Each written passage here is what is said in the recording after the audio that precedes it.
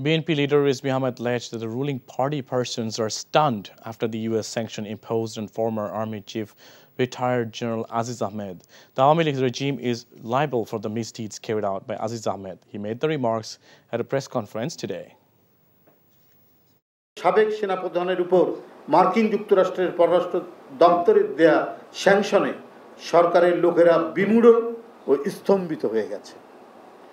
যে সেনাপ্রধান জেনারেল আজিজ গণতান্ত্রিক আন্দোলনে অংশগ্রহণরত নেতাকর্মীদের প্রতি ইঙ্গিত করে বলেছিলেন বিজেপির সবই লিথাল প্রাণঘাতী অস্ত্র, কেউ আক্রমণ করলে জীবন বাঁচাতে গুলি করতে পারে। পক্ষান্তরে তিনি আন্দোলনরত নেতাকর্মীদের উপর গুলির নির্দেশ দিয়েছিলেন।